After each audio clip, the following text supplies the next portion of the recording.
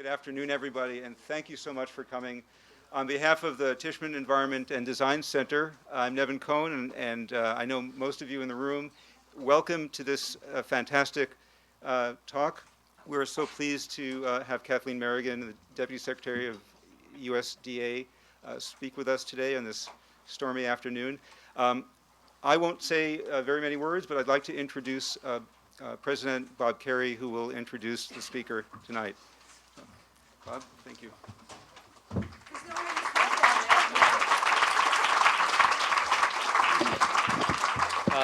Thank you very much, Nevin.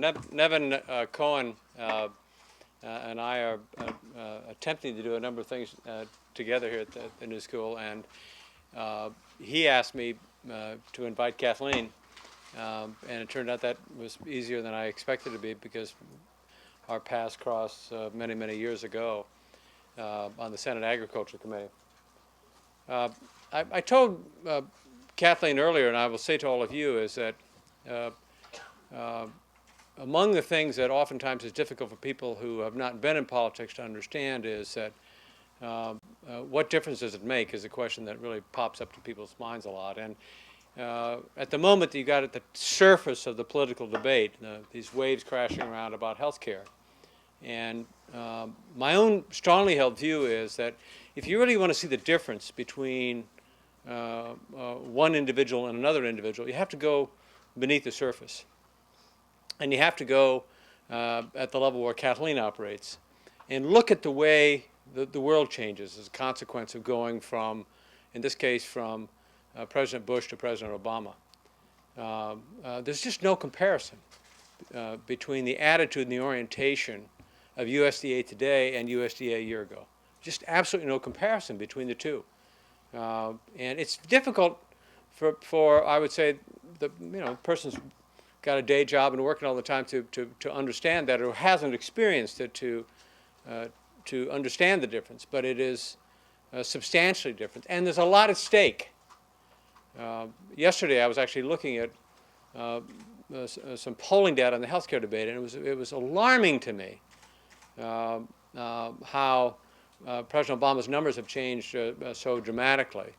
And already the presidential campaign has begun. And so I'm giving you this because there's a lot at stake here. It's not just about listening to what Secretary Merrigan is proposing to do with Know Your Farmer program, but it's the nature of our government, the relationship with that government to the people. It is dramatically changed in my view. Much more oriented to community, much more oriented to individual farmer, much more oriented to individual consumer, and much more, as a consequence, oriented to the changes that the people themselves want to see happen.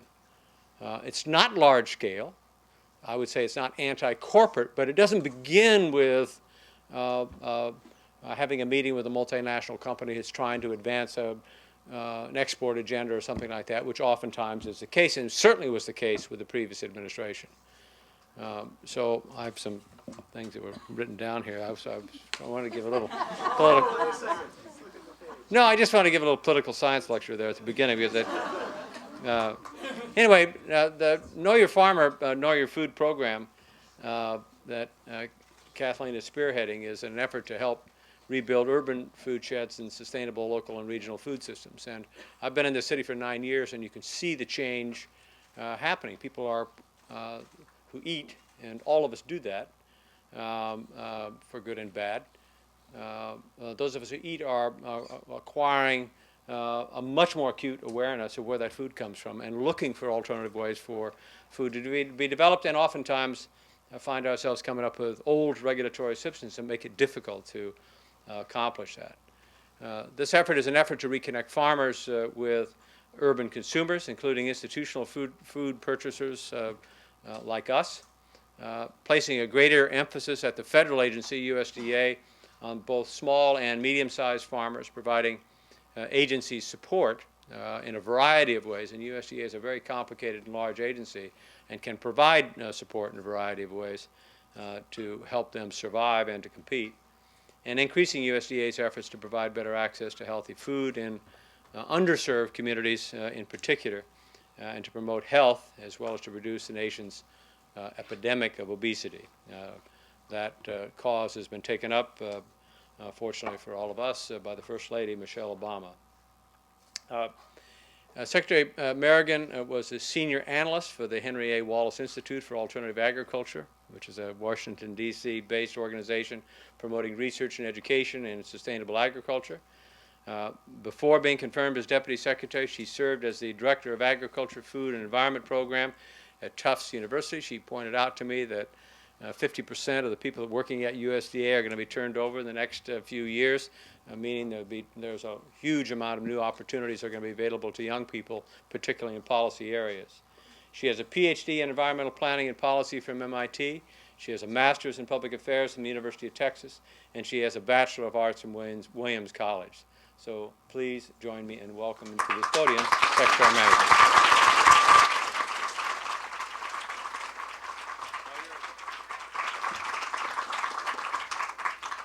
Well, thank you very much, Senator. But I want to, well, Senator, I'm always going to call him Senator. And that's because I first got to know your president when I was a staffer on the Senate Agriculture Committee, and I reminded him of this story when we spoke on the phone a couple weeks ago. He was truly one of my heroes. I was a person, this is before some of you were probably born, but this was back when we were doing work for the 1990 Farm Bill. And I was pushing a quite hefty agenda in organic agriculture and sustainable agriculture.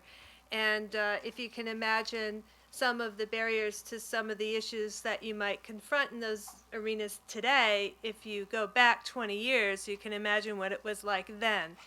And so it was really Pat Leahy and Bob Carey and Tom Daschle who were my champions, and I needed champions, believe me. But there's this one particular moment that I'll never forget in my entire life. Kika de la Garza, who's no longer with us, was the chairman of the House Agriculture Committee, and we were in a conference meeting, House versus Senate, and we were talking about sustainable agriculture. And I think in this particular instance, we were talking about organic, and the chairman didn't like me much. And I was standing behind my boss, Senator Leahy, whispering in his ear or something, giving him talking points. And so the chairman was really out to embarrass me. And it was something about, I think it was about manure, and nicely put. And I don't even remember exactly the sequence of events, but there Senator Kerry just came in at the right moment. He made a big joke of it, the whole tension release, just a release of tension in the room. And I was a young woman, I was pushing controversial things, and I dodged a major bullet that day. So thank you, sir. I'll never forget that moment in time. So it's great to be here, and I really appreciate you braving some unbelievable weather here to come see me, and hopefully it'll be worth your while, because I think we have some exciting things going on at USDA. Some 70 years ago, Aldo Leopold, one of my heroes, also conservationist and writer, cautioned about a spiritual danger in not owning a farm, believing that breakfast comes from the grocery. Secretary Tom Vilsack and I are now on a campaign. We're going around the country, and this is what we're saying. Not every family needs a farmer. Not every family needs an accountant, but every family needs a farmer. Do you know yours? My goal and our goal at USDA is to remind people that we're connected to the land every time we buy a loaf of bread, every time we go to a farmer's market, every time we dine in a restaurant, whether it's a white tablecloth or Applebee's restaurant. I'm lucky on this Know Your Farmer, Know Your Food initiative that I have direction from the top. Oops, I didn't. Let's see. How's that? Okay. my friends who said, we work so hard in that technology, she can't even move the clicker.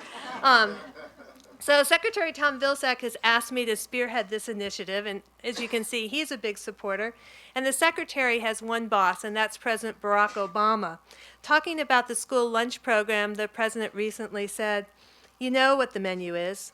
It's French fries, tater tots, hot dogs, pizza. Now that's what kids want to eat anyway. We've got to change how we think about food. For example, getting local farmers connected to school districts, because that would benefit the farmers delivering fresh produce. But right now they just don't have the distribution mechanism set up. So I got the green light from the top, the absolute top. So where does your food come from? Well, frankly, it's hard to tell. It's likely your typical meal is from across the country and maybe even from all over the world. So there's a lots of enthusiasm about local food. Locavore, you all know that word, the new word of the year for the new Oxford American Dictionary in 2007. But we've seen extremes. We've seen people who've tried to eat totally local year-round. And I just want to admit to you up front, I'm one of those people in the middle of winter who doesn't mind having a raspberry on occasion. And I'm not advocating that you give up coffee. You can still have that cup of joe. I'm not even advocating today one definition of local, as it will, I believe, vary by season and by region. I'm not advocating just one kind of agriculture. What I am saying is that we have some serious challenges that we are confronting in American agriculture, and we need some new strategies. Okay. So, Willie Nelson, I had to think, because now I'm famous, me and Willie, okay? Oh, well, I guess you guys care about Dave Matthews, too. I'm a little older than most of you. So, so here it is. There's no doubt about it. In many ways, American agriculture has been a great success. If you saw a bar chart of the production of individual farmer, how many people the American farmer feeds every year, it's just an incredible growth curve. In fact, today the average American, the American farmer averages out, they're feeding 155 people. So American agriculture has been a great success story. And when Willie and I were talking, this is at Farm Aid, we were both agreeing that farmers are the true rock star, and we should celebrate farmers. So now I want to, So now I want you to try out these eye clickers. I'm sorry, I don't have enough for all these people in the room. I didn't expect so much. This, if you've ever seen Who Wants, are you smarter than fifth grader? Ask the audience. That's what we're going to do, okay? So I'm going to put these in every once in a while. We'll try. So you turn them on. If you don't turn them on, they don't work. That's a clue. So I want to find out what you know about agriculture in your state. So answer this question for me. What is the top agricultural commodity in New York? Apples, dairy products, broilers, or well, don't tell the answer. Greenhouse nursery. You vote. You vote. And see, I can see how many people are voting. I used to use these when I taught up at Tufts. All our students were required to buy them. We use them in the classes. I know I have about 60, so, okay. There we go. I think it, oh, well, I have more than that. No, they can't. I must have more eye clickers. Okay. All right. Well, there we go. It's not quite right, but there's the B. 58% picked apples. No, dairy products. Oh, excuse me, dairy products. Now let me turn it off. Sure, I've used these before. Done.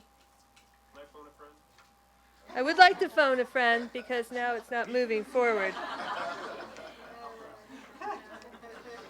Can you advance it, Aaron? I don't know. The slide's not advancing, that's the problem. Okay, correct answer, dairy products. That's right. Sorry about that. 49% of your state's total farm receipts are in dairy. So once you start thinking about agriculture in your state, here in New York, you start thinking about the challenges. The first problem that we have in American agriculture is the impact in rural America. Life is tough in rural America. We know that here's a 2004 slide, but this is displaying counties where there's persistent poverty. And 340 out of the 386 counties in America that are persistent poverty counties are actually non-metro. Poverty hits our rural areas hard. The poverty rate in rural America is over 15%. In 2007, urban per capita income was over $40,000 compared to about $29,000 in rural America. We also have a lot of people leaving the farm.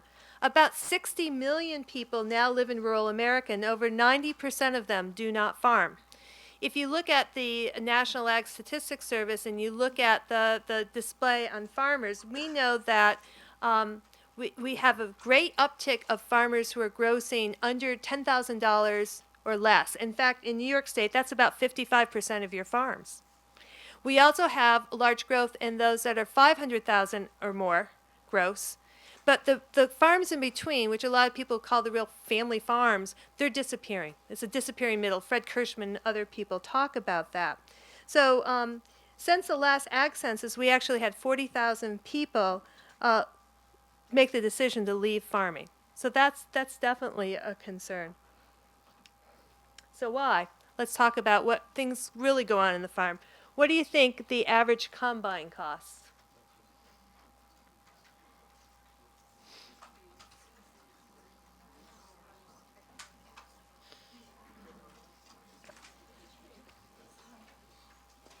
So the growing local regional food movement is doing more than reconnecting producers and consumers. There's this soaring public interest in healthy foods and is helping to dispel misconceptions about American agriculture and the role of USDA. So I think I've got my vote in here. Let's see what we have. A, B, C, D. Okay. A, C, D, B, C, D, E. I think that we can assume this is A, B, C. I don't know. What's going on, Aaron?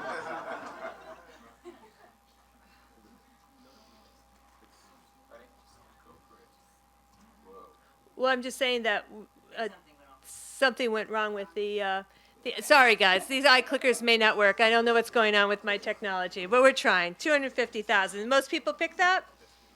Yes, you think so. Okay. These are tough barriers to entering American agriculture. The prime Midwest cropland, for example, is about $4,000 an acre. A 200 horsepower tractor costs about $150,000. The average American farmer has $940,000 invested in land, buildings, and equipment. So it's a bit of a barrier to entry. Okay, now you can move it. So we also have an aging of the American population. Most rural Americans are over the age of 65, and they have less education than their urban counterparts. The average age of the American farmer is 57. So my question is, who's coming to fill their shoes? Okay. Oh, there we go. Okay, the second challenge that we're facing right now is this paradox of hunger and obesity. And people say, how can we have both hunger and obesity? And I say, well, basically they have the same root cause, and that is lack of access to good, healthy food.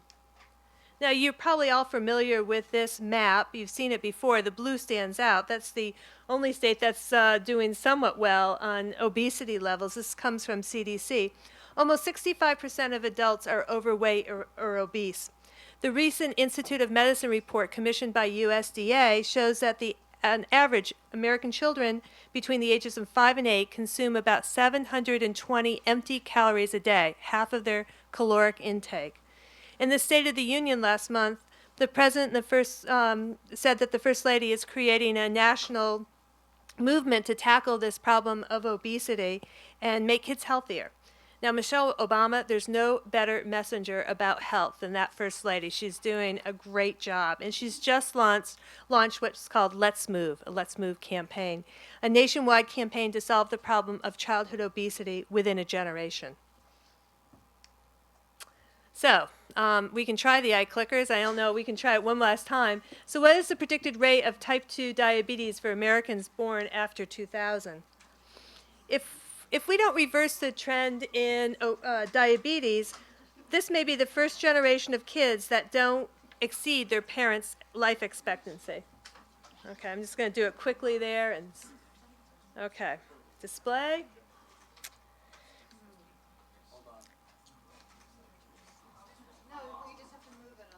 Oh, I see. Okay. Oh, you're going to move it on the screen? Oh, I see.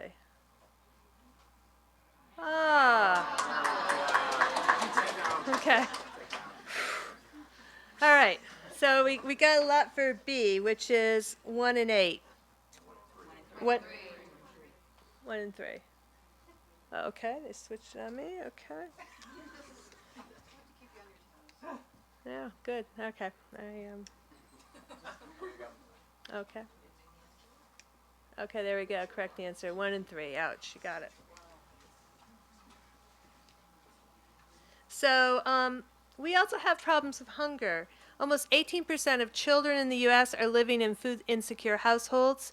That number is just over 8% in Canada. There's an Olympic challenge for you. Our food banks are stressed. People are seeking aid for the very first time. So we have SNAP, the Supplemental Nutrition Assistance Program, formerly known as food stamps. What's your answer there? How many Americans receive SNAP benefits?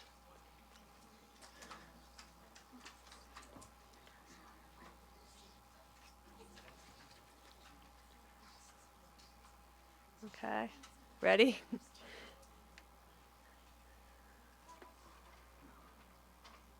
Okay, oh, it worked that time. Okay, there we go. So the answer people are picking as B. Now, if my notes are the same, 1 in 8. That is actually correct. Okay. So yes, 1 in 8. Over 38 million people on food stamps. It's close to it's getting close to 39 actually. So let me just go here. So what does this map depict? You may have seen this before. USDA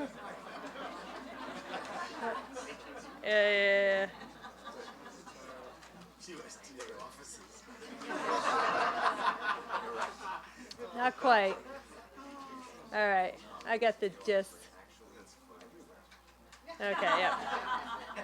Okay, you're right. McDonald's locations. They say never farther than 107 miles. But I put that in just for fun, but also because in thinking about where food is, how far you have to travel for food, the next real concern that we have is food deserts. The 2008 Farm Bill directed USDA to do a study on food deserts, which are areas, usually low income, without access to a supermarket or some quality food source. The Economic Research Service of USDA issued a report last June, which you can find on our website, about food deserts, and they found that 11.5 million people are low income, live in low income neighborhoods more than a mile from a grocery, and they are typically spending more money for less healthy food. There was an article in the New York Times not that long ago about an organization in San Jose, California, that was working on food deserts, and I remember that the advocate for the organization, the director, said you can get beer in the neighborhood, but not vegetables.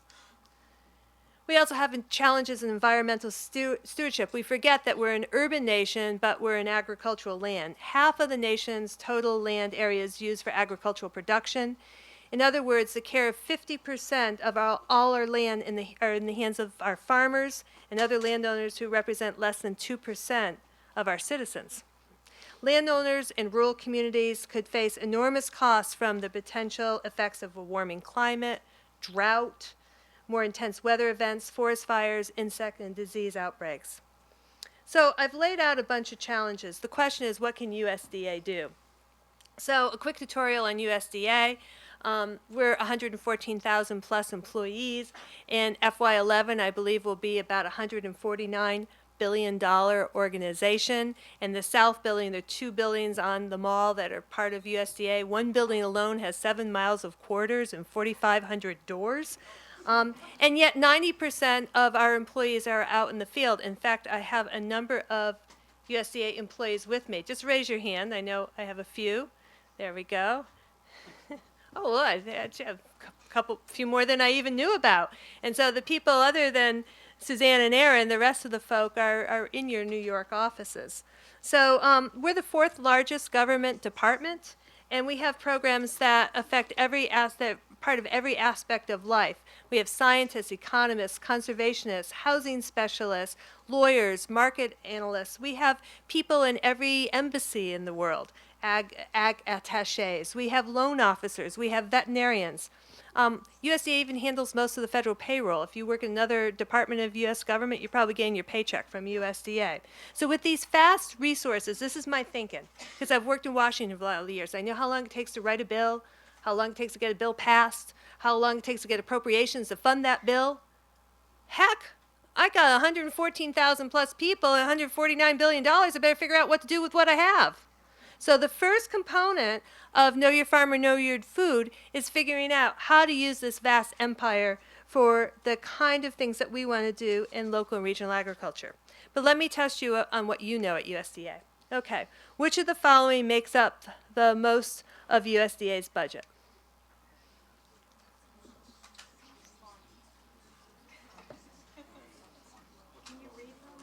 Oh, sorry. A is nutrition assistance. B is farm subsidies. C, rural housing programs. D, food safety inspection.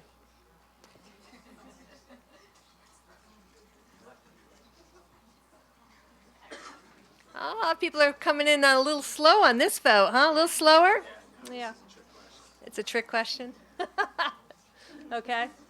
There we go. I think I stopped it. There we go. So let's see. The highest is farm subsidies by actually quite a bit, huh? Well, you know, it's really interesting. When I got the job, people said Kathleen Merrigan, she's sort of an unconventional deputy secretary coming from Tufts University at the Friedman School of Nutrition Science and Policy. Well, let me see. Stop. Move forward. Nutrition assistance, 69% of USDA's budget. Huh. Maybe I actually do fit in after all. So actually, farm subsidies is 7%. 7% of what USDA does. So back to the initiative. So the Know Your Farmer, Know Your Food initiative. It was launched mid-September on this young couple's leased farm. They now got a farm service agency loan that allows them to have their own farm, which is really exciting. And we announced the initiative in an atypical way. We sat on a picnic table on their porch, and we sat around, we talked with food bloggers. I never thought I'd be talking to food bloggers, but I did. And really, it's because part of what we want to do with this initiative is talk to new constituencies and reach out. USDA is a big place. It's a big tent. Everyone should be able to fit in. Again, we really want to explore opportunities to build local and regional food systems that will return wealth to rural communities. It's also important to urban communities. We know that. It involves all of USDA, not just nutrition, not just organic, and not just farming. So local's hot. All right, so I'll tell you my favorite story. It used to be when I would go to a party and people say, Kathleen, what do you do for work? I'd say, I work in agricultural policy. And there I would be all alone with my gin and tonic. I was not anyone to spend time with. Now, when I go to a party, I say, I work in ag policy, and people say, gee, that's cool. I want to talk. People want to talk about agriculture in ways that I have not seen in my professional life. It's the biggest trend line. This local is the biggest trend line that we've seen in agriculture in decades. Eclipses every other trend. Organic, of course, has grown. That's been much publicized. We just came out with the first national in-depth survey on organic agriculture a couple weeks ago. And interestingly, there's a lot of overlap. We found in that survey that 74% of organic is local or regional. But still, that local is beyond organic, and it eclipses organic in terms of the trend line.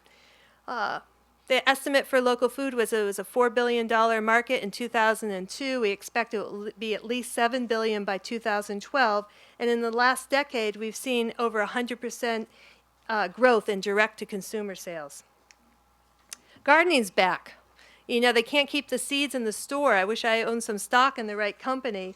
And again, last week we had a great conference on sustainable ag at the Ag Outlook Conference. And Walter Robb, who is the head of Whole Foods, he made a big point. It's not holy foods. This is good business. This is smart business. Again, strongest trend line he ever saw in his career. And he made the point, he Googled Whole Foods the night before his speech. He said something like 14 million hits. Sounds like a lot to me.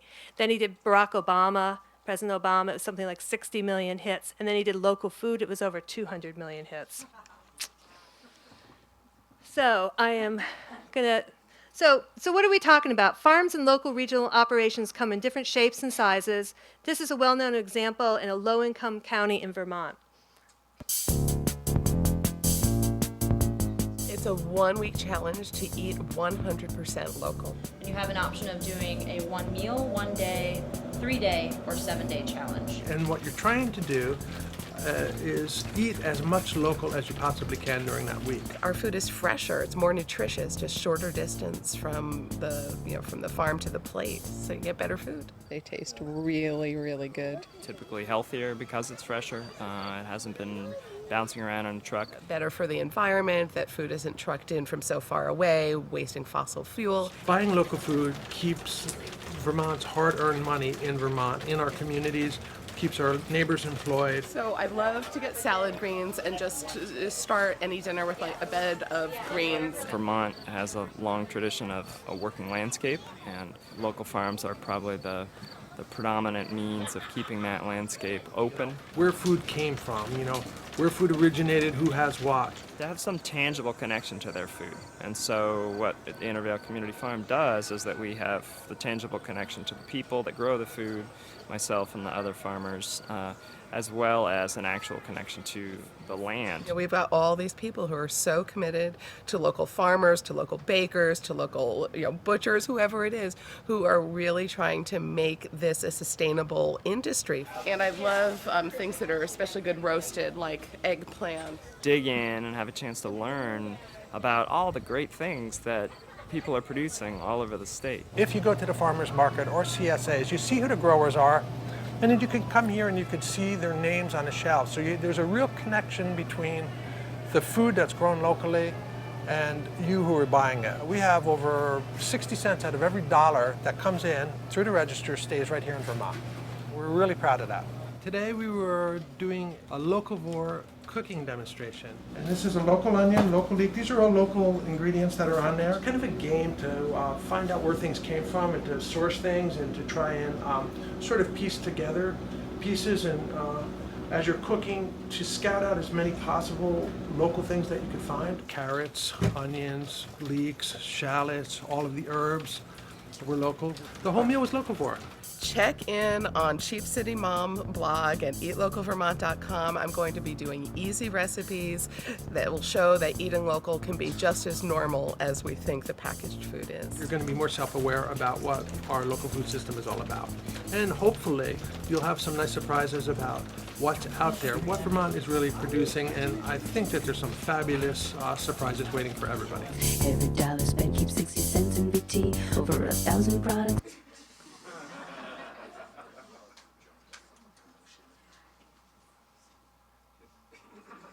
Okay.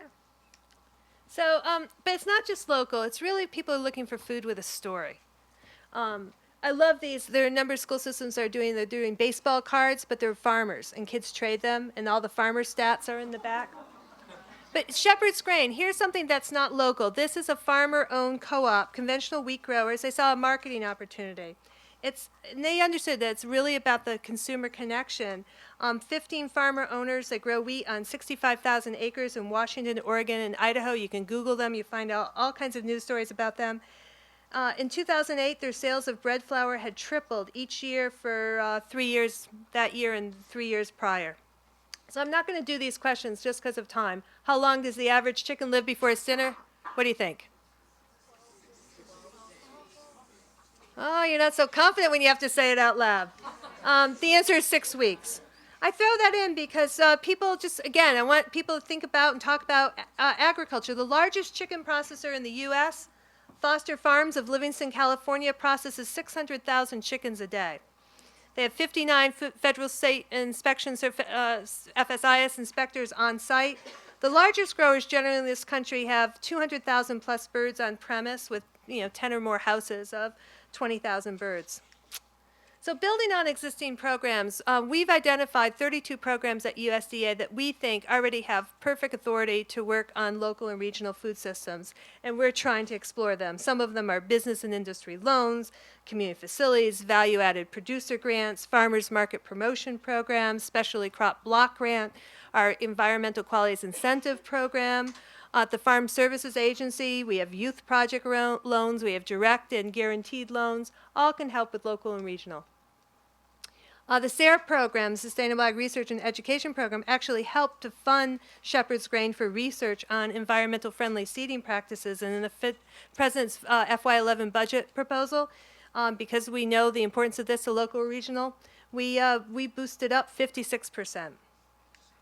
But we also need to introduce some new strategies, and we're aware of that. One of my favorites is the real push now on going mobile slaughter. I mean, if you want a sustainable system, you're going to recouple crops and livestock in some way. But an impediment for a lot of people is they have no access to slaughter and no access to packing. You may have a small plant around. There's a small plant in Vermont. I met with a guy recently. He said 18 months waiting list, before you could actually get into his slaughter facility, and then you may not be able to get your hog in at the right weight. And so it's a real impediment, and so we're trying to find ways to help this out. At USDA, we've done webinars, we're trying to get rule manuals out there, and our rural development team is funding. We've also set up farm-to-school tactical teams.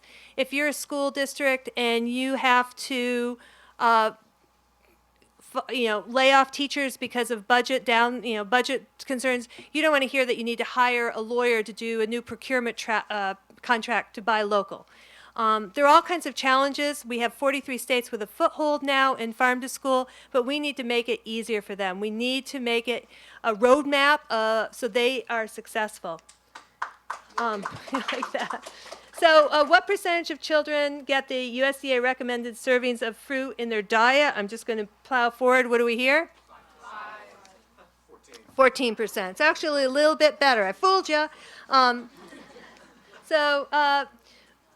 One of the things that we're working on is also food deserts. I mentioned that problem. This is the First Lady. We have in the President's budget proposal a Healthy Food Financing Initiative, where we're going to go out and we're going to fund brick and mortar grocery stores where it works, and maybe in some places where there's not enough population density, we're going to fund grocery stores on wheels. We're going to take tractor trailer trucks, the sides are going to open up, and you know your grocery store is going to come to your community on Wednesdays from 2 to 4.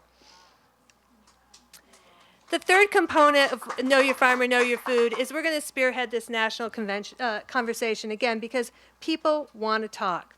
One of the things I'm doing and why I'm here is I really want to talk to young people. I'm a bit on a college tour. I got a lot of colleges in this country, though. And Bob Carey already stole my thunder on this one, but the point here is that in this administration, 50% of USDA employees become retirement eligible. And before the economic downturn, the prediction was of that amount, half of them would retire. And so there's a grain of the federal workforce, and I want to invite you all in. You also can become a farmer. Again, there's a grain of the farm population, and we have loans that can help people get into farming. So put your picture here. You probably know these guys, famous guys. So what's possible? At the University of New Hampshire dining service, they buy produce from an on-campus organic farm and food from 88 local farms and producers. The College of the Atlantic in Bar Harbor, Maine specializes in healthy, local, and often organic food. The school owns and operates a campus community garden and nearby organic farm. Rutgers University partners with the New Jersey Ag Experiment Station to offer the Rutgers Gardens Farmers Market for the benefit of local and college communities. And the Penn State Daily Collegian features articles on the community farmers market. Penn State Food Service hosts the Pennsylvania Pride Series to promote the products of local farms to students. Now, I know here at the New School, you're doing a lot of these things. This is what needs to be happening on college campus. So I always say, get involved. What's your campus doing? A lot of things that you can be doing. I'm just anxious of time, and sometimes I ask in the last year I have visited farmers markets, subscribed to CSA, all of the above, none of the above. I bet this is a pretty high. So what is it that's going on here in the big picture? We got two big things coming up. We've got this year the Child Nutrition Reauthorization, which is the bill that will decide all about school lunch and the Women, Infant, Children program. That's just starting to get going. And also the 2012 Farm Bill. Every 5 years or so, Congress writes a Farm Bill. The next one's 2012, but they're going to start hearings up in March. So these are opportunities in Washington to talk to policymakers about change. Okay, I want to go back, and then I'm closing, but I want to go back to that tray of food. No, I do want this. I love this. So this is part of the One Tray campaign for Know Your Farmer, Know Your Food, and Farm to School.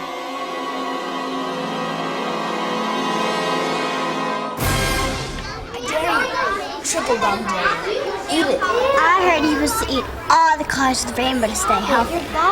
That looks like all one color to me. What do you expect for $1?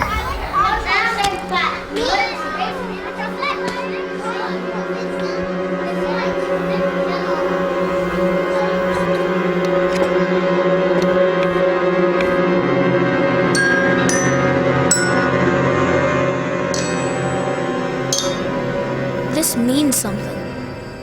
What we eat, is important.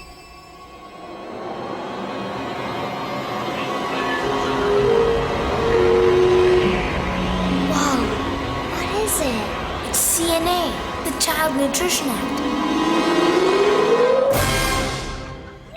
The Child Nutrition Act is the bill that can support farm to school.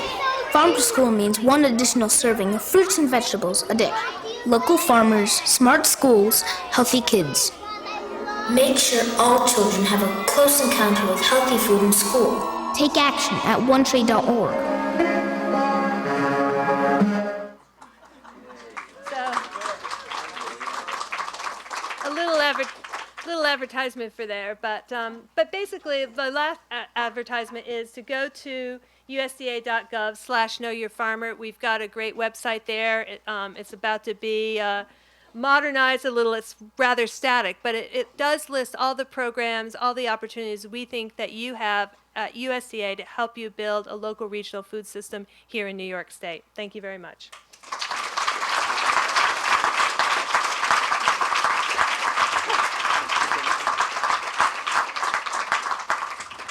Thank you again, Over here. Secretary Merrigan.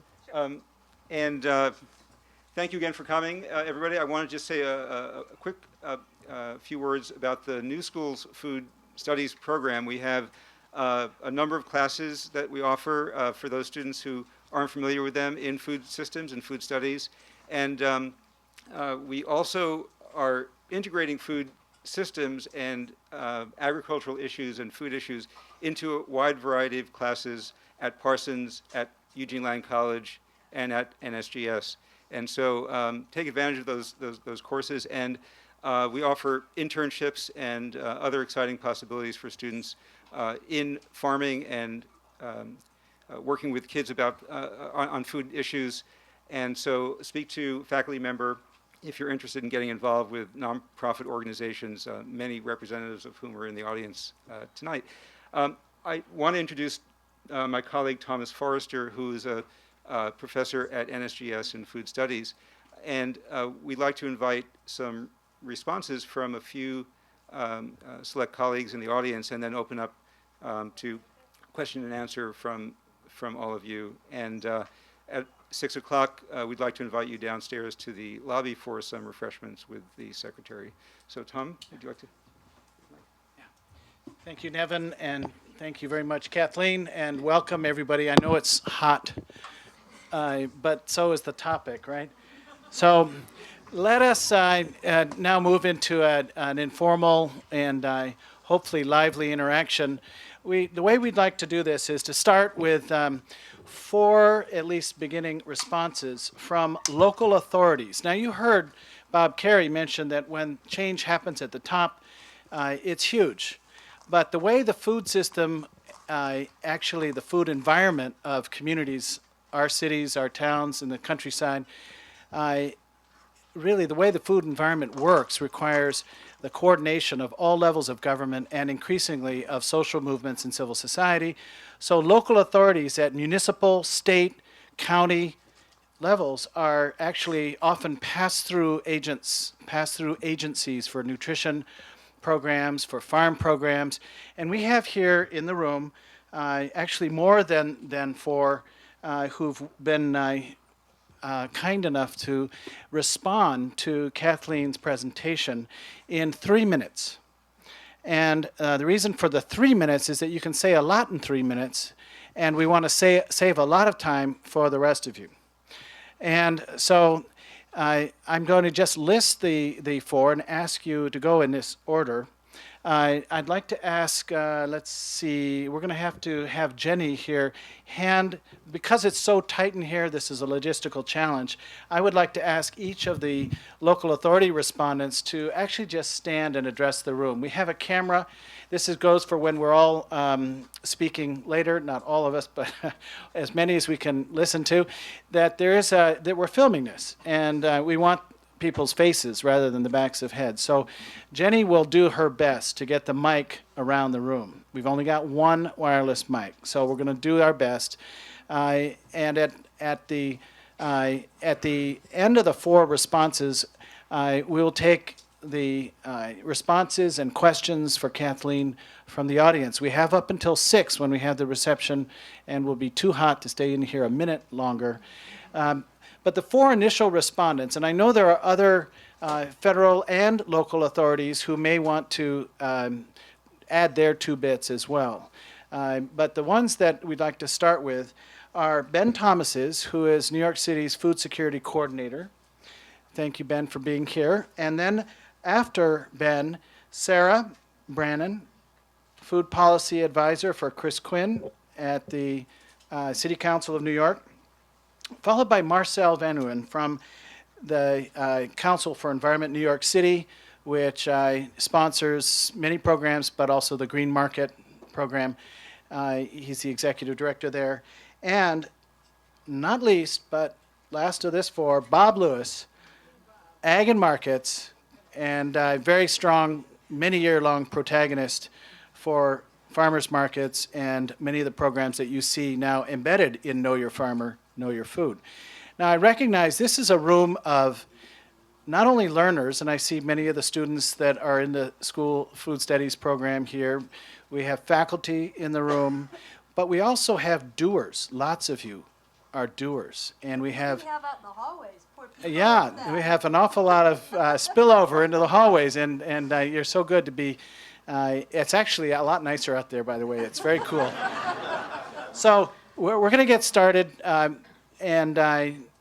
first off, I'd like to invite Ben Thomas's to take the mic from Jenny and give us 3 minutes. Now, I am going to be rigorous with the time. When do I start? Say No. go. Oh. So, as Tom said, I'm Ben Thomas. I'm the food policy coordinator in the New York City Mayor's office. And I want to highlight a few of the aspects of the food system here in New York City that the Deputy Secretary mentioned and kind of our city take on them. So, school food. I want to talk about it. Recognize we have Chef Jorge and other representatives from school food here who have done amazing work over the last 5-6 years. And from my perspective, from the city's perspective, a major focus for school food is not just on local food, but much more broadly on good food. And local food can be a very big part of good food. So a couple weeks ago when I went to a school to have lunch, and I just picked any old apple that they had lying out there for the students to take.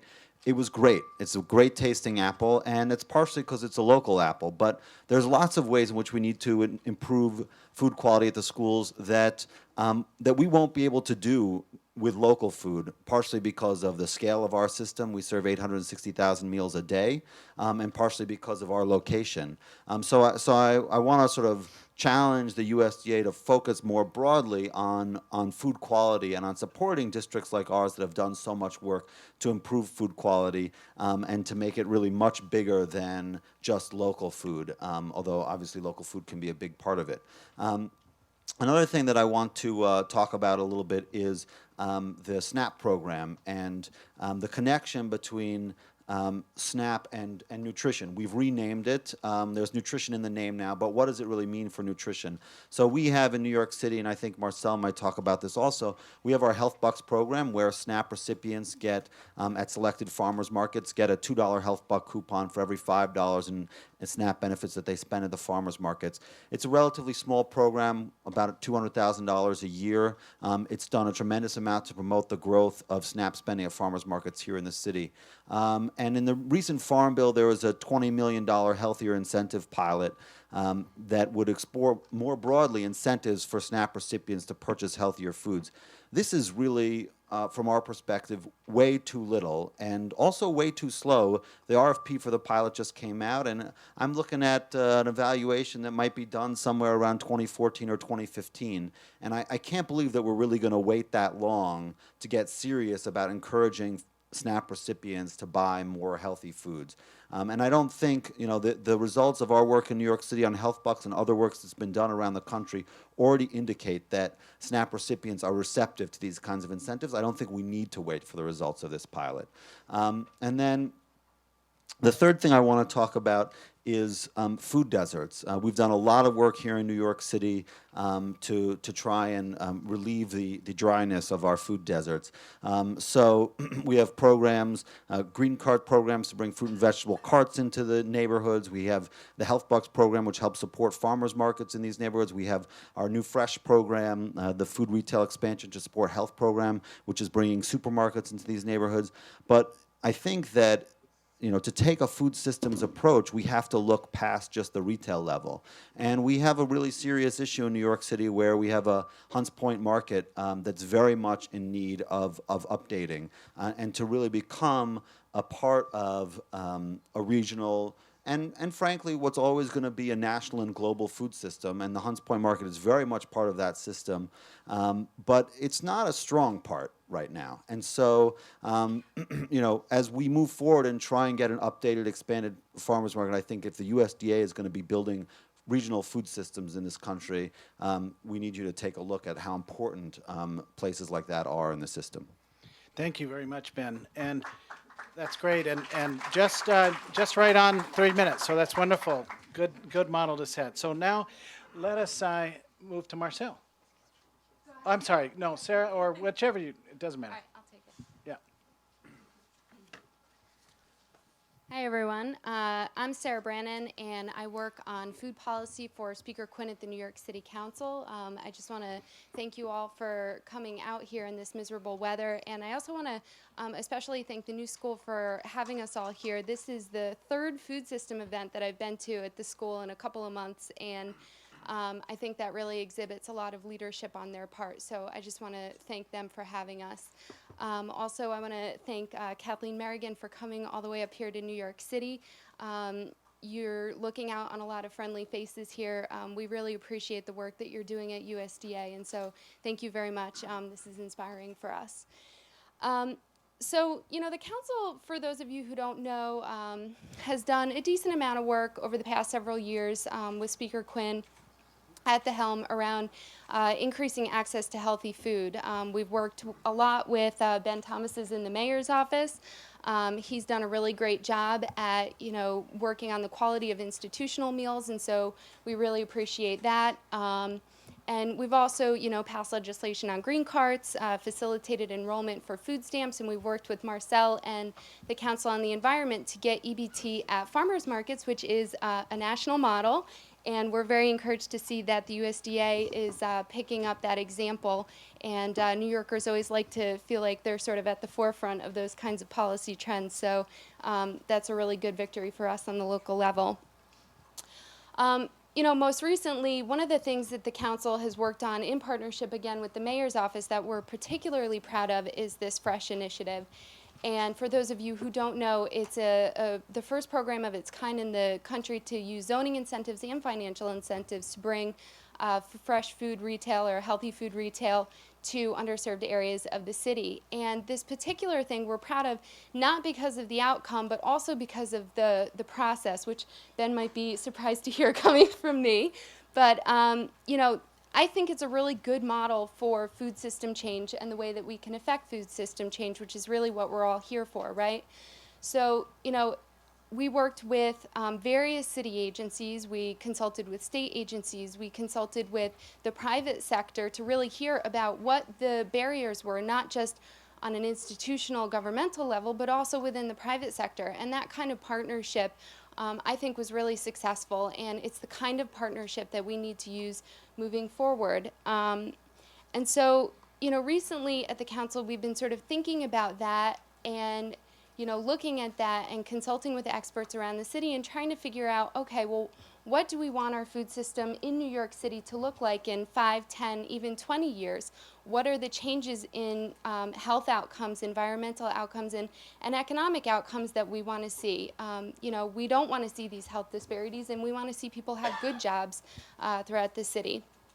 So, one of the things I wanted to talk to you about and bring to you is sort of the need for help here on the local level. And, we think what you're doing with Know Your Farmer, Know Your Friend is really inspiring and it's really great.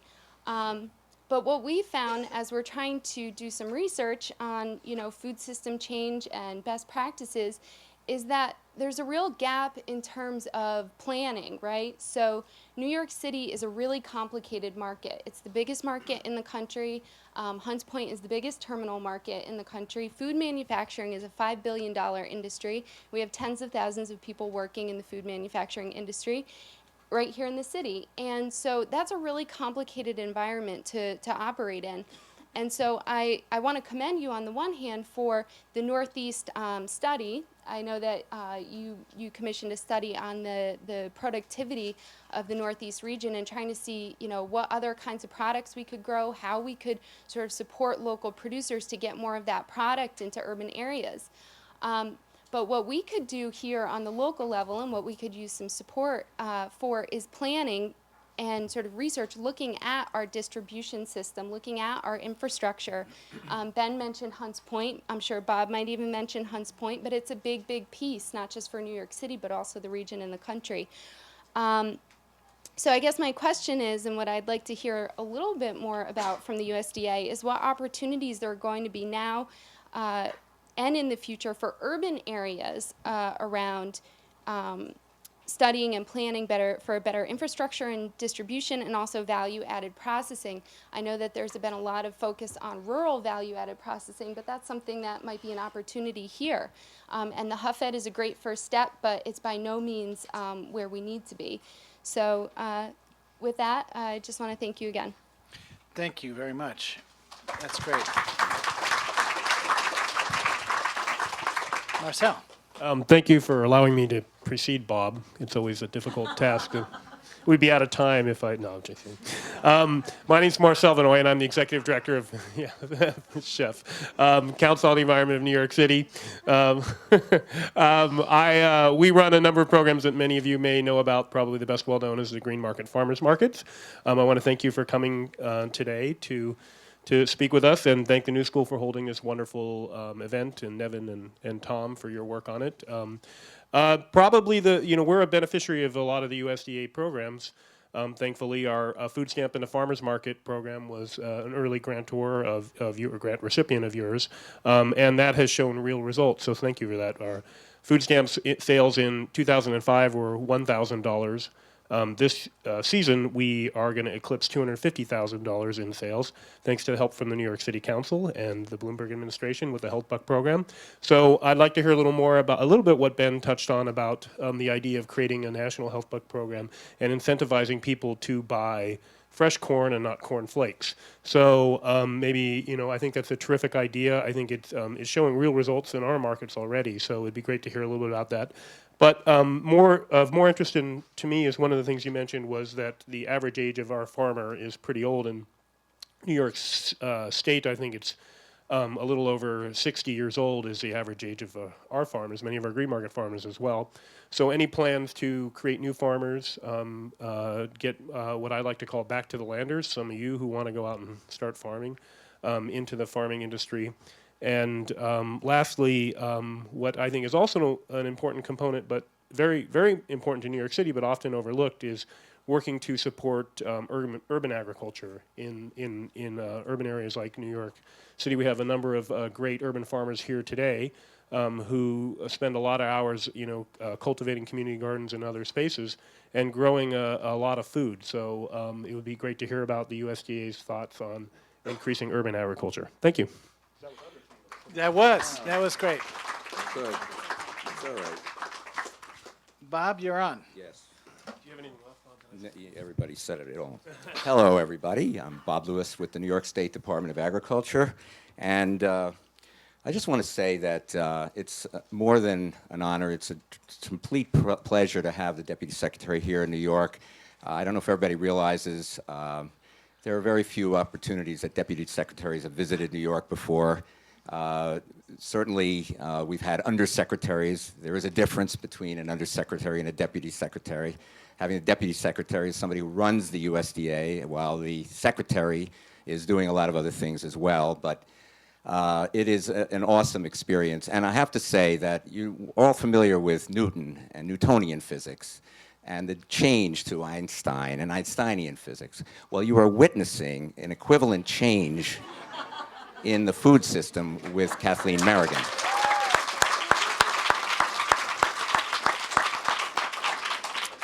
And you can be sure that there are people who see it as a threat to an existing food system that is dug in and has an incentive to stay the way it is. So she has a major task ahead of her, major task. And doing this kind of thing, connecting people up the way the farmers and consumers have been connected up in New York and elsewhere around the country since, well, the 70s now, I think she's doing the right thing.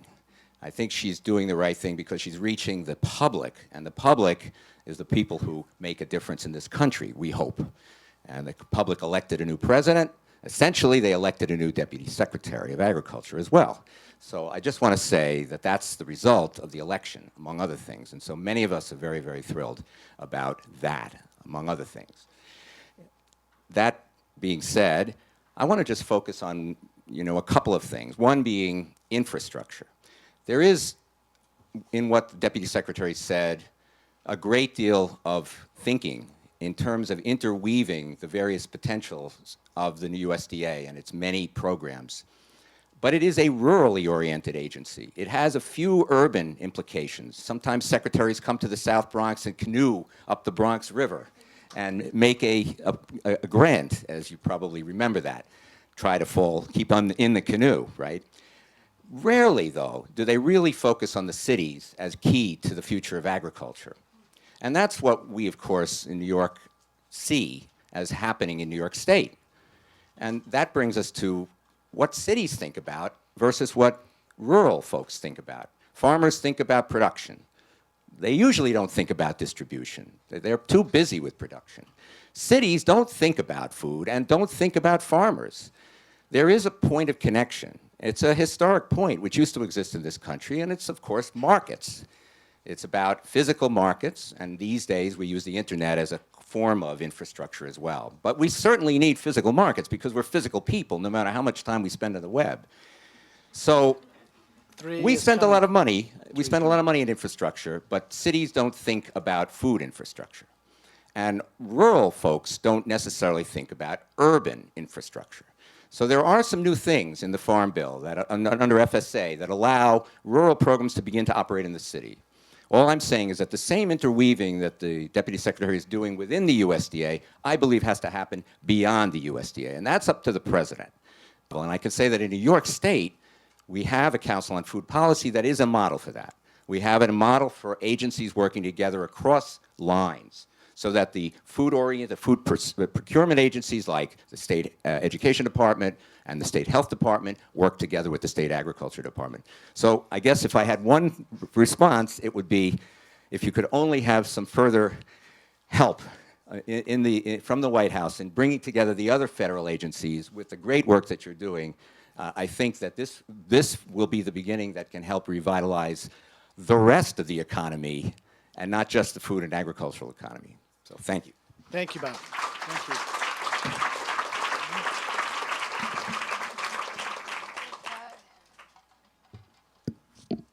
Okay, a whole bunch of thoughts.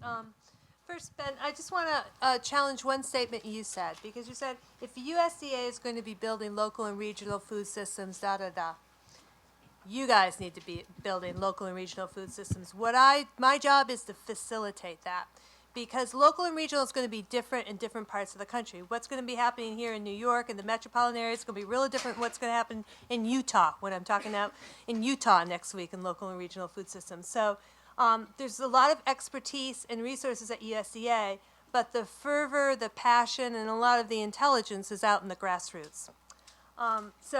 But point taken, I understand that. First thing on food quality in school lunch. I think that's a very important point.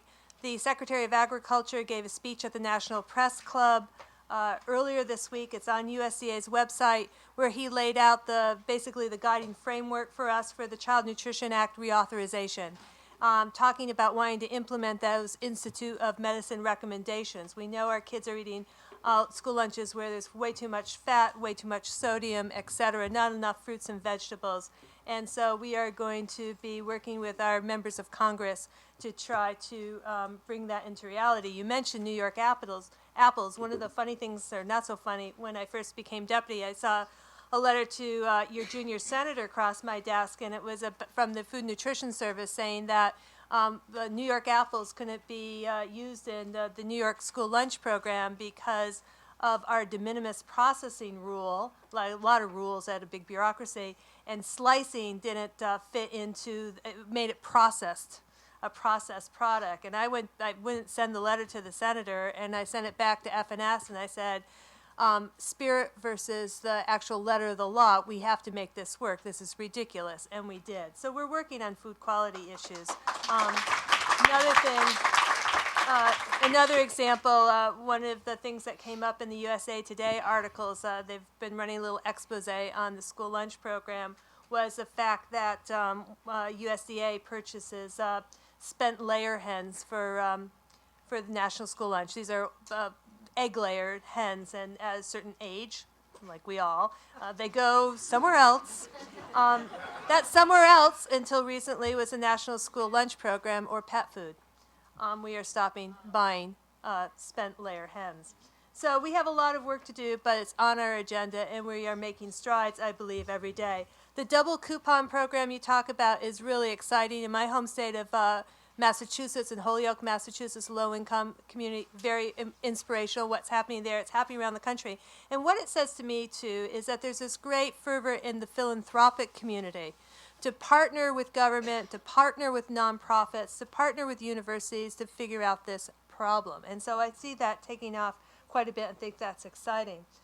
Hunts Point, I'm familiar with Hunts Point. When I was an agency administrator, the last couple years of the Clinton years, Hunts Point became quite the news. I was home, and it was 6 weeks in the job. I get a telephone call from the FBI. They say, hey, you're going to get a really early morning phone call tomorrow. We can't tell you what it is, but it's going to be an exciting day.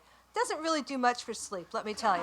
So the call comes the next day, and my AMS inspectors, the people who are the food graders, at Hunts Point were arrested because there had been a bribery ring going on for 20 years. So I've been to Hunts Point, I'm familiar with Hunts Point, and I know all the good things Hunts Point can do. That's just every time I hear someone talk about Hunts Point, I have this knee-jerk reaction. But I understand how important a distribution node that is for not only New York City, metropolitan New York, but also for the Northeast. And I think that is something we should work on to improve together. In terms of USDA being very rural-oriented, a lot of this is through statutory command. A lot of our rural development programs, of which we have 48, have various definitions of rural. Sometimes it's 10,000 people or less, sometimes it's 30,000 people or less, sometimes it's 50,000 people or less in a community. So there are two really grand exceptions to this, though, in our rural development portfolio. One is the Business and Industry Loan Guarantee Program. In the 2008 Farm Bill, Congress, through a lot of your efforts, no doubt, put a 5% set aside in that program for local, promotion of local. And that 5% does not have the rural restriction on it. So it could be used in New York City. Now, when I got to my job as deputy secretary and started to learn a little bit more about the rural development portfolio, because it wasn't an area of USDA I'd worked on intently in my years past, and learned a little bit more about this program and asked the program managers, they told me in the first several months of this new, under this new imperative, nobody had applied for the B&I program for local. And I said, well, why is that? I said, have you told anyone about it? So, you know, part of that's happening. And one of the things I did in August last year, I sent out a memo, very casual, talking about B&I program, community facilities, and value-added grant program. And I just said, imagine using the program this way and that way. And we just sent out an email list, and it went viral. Clearly, people are dying to know about this. And the rural development directors tell me that they're starting to get more inquiries about how this program could be used. I don't know if it could be used in substantial ways in New York, but maybe. Also, the Healthy Food Financing Initiative, the Food Desert Initiative that's in the FY11 budget proposal has nothing to do with rural, urban. I mean, we're looking to get that to be all over the country. We also have some farmers market promotion programs. And one of the things I wanted to do here today, I was going to announce it in a press conference tomorrow, but everyone's closing down in New York City, is that we're announcing the availability of $5 million in funding for the Farmers Market Promotion Program. So it's calling all applications. It's time, once again, to put in your your bids for this money. Last year when we made the awards, when I was able to announce the awards that we made, 18% of the pot of money went to put in electronic benefit transfer capabilities at EBD capacity in our farmers market, so people who are SNAP beneficiaries can redeem their SNAP benefits at those farmers markets, which is a great thing. You may not know this, but right now 1 in 4 SNAP dollars are redeemed at Walmart. So we can find some other venues for people as well. Beginning Farmer and Rancher program has just been announced, grants there, which can be, there's no urban-rural thing, and universities can apply. We have youth loans. Mr. Barber's here. He's the head of the Foreign Farm Service Agency for New York State. And he's a place that people in the ages 16 to 24, something like that, maybe it's 21. Well, we have some youth loans for young people that can find there. And the Recovery Act, I just wanted to talk about, again, how are we going to improve the food. I just want you to know how expensive this all is. And the Recovery Act, people say, what did that stimulus bill do for America? Well, one thing it did immediately is for people who are SNAP beneficiaries, and the rolls are increasing, I'm sorry to say. A family of 4 would get $80 more a month in SNAP benefits, which is great. Early on, our predictions were it's a mandatory program, so whoever's eligible gets it. Early on, our predictions was this was going to cost the federal government something like $20 billion. Now we're thinking it's going to be about double that. So the need is great, and we've got to figure out how to best marshal our resources. And then lastly, Bob, you know, we are reaching out to other federal departments, and they're really interested. I had a wonderful meeting, for example, with all the leadership over at HUD, the Housing Urban Development Department, and I was trying to figure out with the deputy over there, deputy to deputy, well, you've got a lot of inner city, urban, Section 8 housing. A farmer's market, you know, it's hard to get farmers to go into inner city where, you know, there might be, it's not easy to vend there. They're not making the price point. They're concerned about crime, or they're just there are a lot of reasons. They have to travel.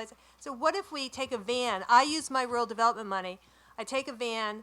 I use some cooperative money that I have to build farmers cooperatives. Farmers cooperatives puts their fresh product in the van. I use food nutrition service. I outfit it with EBT technology, and we drive into the Section 8 housing. We deliver that to some people you've identified in your community who are going to be micro entrepreneurs. So you start a little business up, and what kind of synergies can we develop? So those conversations are ongoing.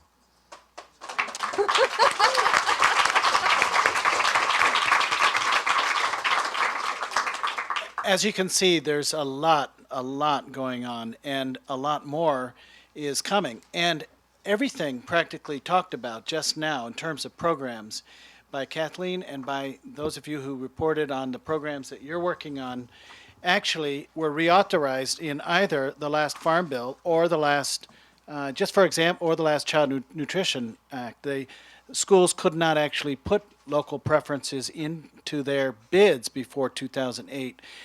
That, farmers market promotion, beginning farmer rancher are all programs that were grown with lots of advocacy. And I say that because New York is pivotal in both those omnibus legislative rounds. So Child Nutrition Act, you saw the video. New York is already mobilizing, and there's a wonderful alliance here, and a number of you are very active in it. This room actually has a wonderful spread of the kinds of resources and assets, and I want to turn the floor over. It's hard because even as you saw with just 4, and that's not all the state and federal authorities who happen to be in the room here, who would also have a lot to say. But we have a number of sectors who, if we don't get around, I think it's just important to identify. In the room, we have chefs. We have business development organizations. We have nonprofits, food systems networks, coalitions. We have CSA development organizations. We have foundations. We have other layers of local government, the borough president's office, the community boards. We have farmers market managers. We have anti-hunger activists, film and food media. We have city and rural farmers. You're all here. This is the community of and students and faculty. Sorry about that. I assume that that's a cross-cutting category. So I do want to invite, and we only have about 10 or 15 minutes, very short responses or questions for Kathleen. Like we just did, if we can hold the responses until we get at least a few on the floor, and then I'll, just so you don't have to try to remember too much, I'll call it for your response to it. So just let's start in this corner. Go ahead, yeah. I'm concerned about the effect of neonicotinoid pesticides on honeybees. The neonicotinoid pesticides takes 5 years to resolve in the soil, and they're continuously killing our honeybees. The EPA is asleep at the switch. They appear to be bought and sold, I'm sorry to say. But can the USDA possibly step in and help farmers rehabilitate their soils who may have already sprayed their soils with neonicotinoids using bioremediation, they could be guided by people like the Gaia Institute or Paul Stamets or Biodynamic. There's a lot of things that we can do so the bees do not have to be poisoned for another 5 years. Thank you. That actually was a very good example of a clear statement. You didn't go into a lot of background and you got to the ask. That's wonderful. I'd like to use that as a model here for others. So let me pick on Chef Jorge, who is right here in the middle. If you could stand, actually this is partly to face the camera too, just sideways, face the sideways room, and then maybe, and Jenny, if you could find a way to get the mic around, I don't know if, but go ahead in case, yeah. We know that we now have the stage is set for local procurement with new laws and allowable legislation that can go forward with that. The thing that we find that kind of prevents us from moving forward in many ways has to do with regional processing capacity. And so I've been asking, various people, I've talked to Bob about this very, very often. Life in a school kitchen, there's a very short window to produce food. And we really need products that are broken down into usable forms, whether it's, and it's, what happens is that we just don't have time to break down product from its very raw state as it comes out of the earth. So I think one of the things that's lacking and holding us back are some regional processing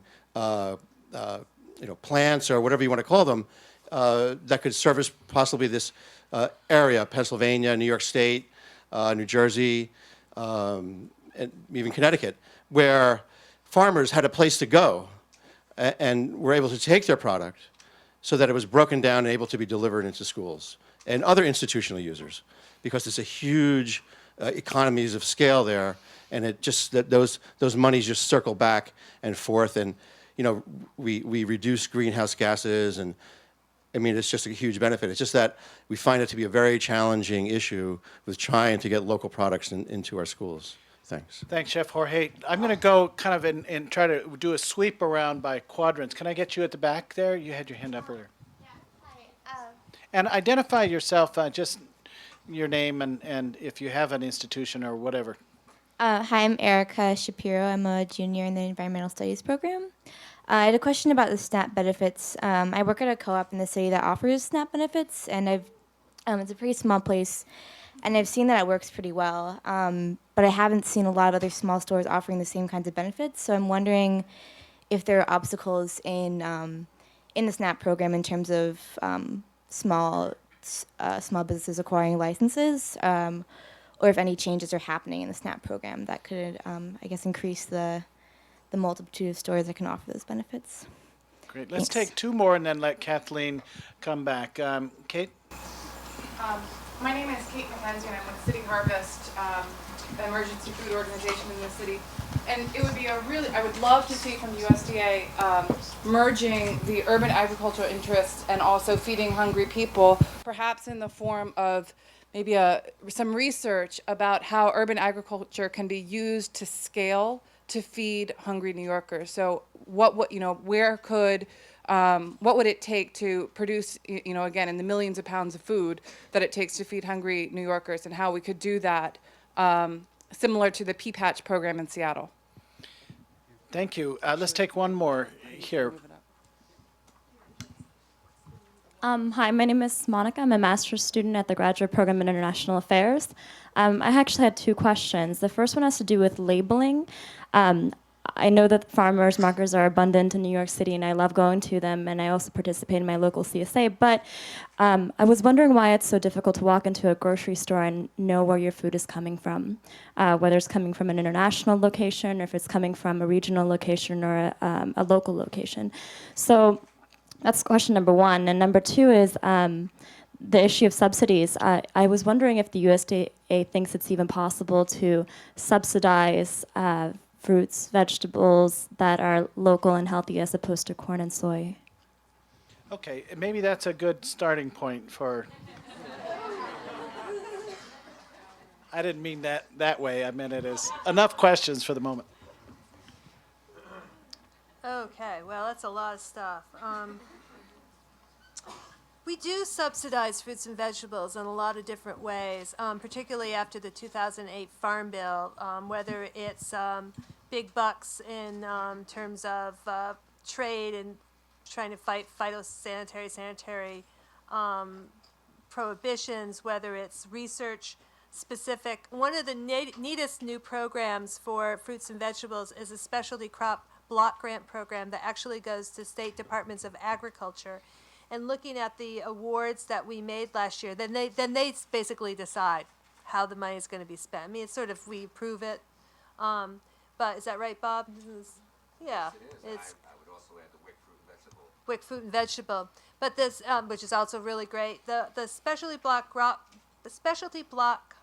crop, oh, that's like a tongue twister. Let's wait for cocktails. But anyhow, yeah.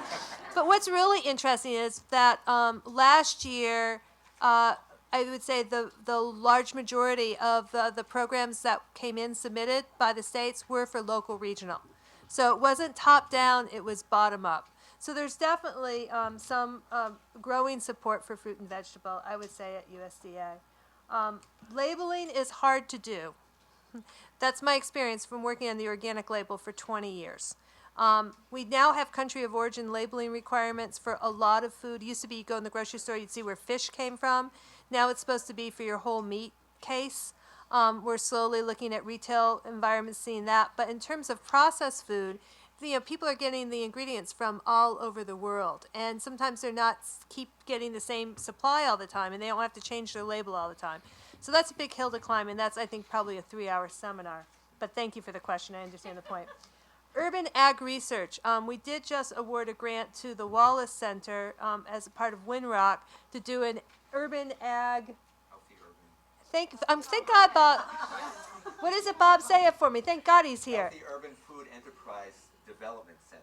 There you go. Healthy Urban Agriculture Enterprise Center, or something like that. So I think that our research mission area does have, Bob Loss, I'm sorry, because he's great. We had a great time at Farm Aid, a couple of Farm Aids back, didn't we? Anyhow, there are a lot of people in our research mission area who are very interested in urban agriculture, and their research dollars and their programs don't come under any rural restrictions. In terms of the question about having a regional processing capacity, I understand that point quite well. And just generally, how is this thing going to be built out? What's the plan? That's why recently I met with the 6 ag commissioners in this area to talk about the Northeast Corridor and how are we going to build out a regional food system here. We do have the money. We do have the programs, that B&I program, the cooperative program, the community facilities program, depending upon whether it's a nonprofit or a for-profit enterprise that would want to do in these things. But what we really need is we need a coming together of the community to figure out the plan, how it's going to work. Because the way I look at it is my time, the sand in the hourglass is moving pretty quickly. I got 3 years. So I don't want to fund things in an experimental way. I want to make it work. And so we've got to come up and get community input and figure out what's right. EBT machines is a big thing to expand small groceries and farmers markets usage, acceptance of SNAP coupons. And one of the things we're also trying to do is figure out how that technology can be compatible also with WIC vouchers, and that we haven't quite climbed that hill completely. That's something we're working on. Another thing that we're really working on is trying to reduce bureaucracy. If you're a family, a SNAP beneficiary family, then your kids are going to qualify for school lunch benefits. And why can't we just have direct certification of schools where you have a low-income community, and by census tract, you know that nearly everybody there is eligible for reduced or free lunch. Why, instead of having kids line up in the lines, who gets what, why don't we just grandfather them all in? What we save in the bureaucracy, really covers it. And then finally, and maybe not necessarily in order, but last but not least, there's a lot of money proposed in the FY11 budget for research around colony collapse disorder and honeybees generally. And this year on Earth Day on the Mall, when USDA has its celebration, our theme is going to be pollinators. We do have a people's garden at USDA now, and we have a pollinator garden in the midst of that. We don't have a hive right now. The First Lady has a hive in the White House, but we want one. But we do have a bat house. What about banning the neonicotinoids like the French and the Germans did? Just like... USDA is not the entity that regulates the chemicals. So You could help the farmers rehabilitate their soil. The National Resource Conservation Service, and I have some employees here from that agency, they are an unbelievable conservation force, and they have a lot of programs that help farmers. The Environmental Qualities Incentive Program, for one, can be used in new ways. One of the initiatives we announced just a couple months ago was a cost share practice for farmers who want to install hoop houses or high tunnels, depending where in the country you call it. Did a little YouTube video on this. I'm not competing with Fred, but I'm getting some hits. Anyhow, what it is a way for farmers to extend their season, and it's really a tactic that can be used anywhere. It's not, that also doesn't have an urban-rural restriction. So there are programs available to help farmers build soil that are within our portfolio of work. Kathleen, thank you so much for answering.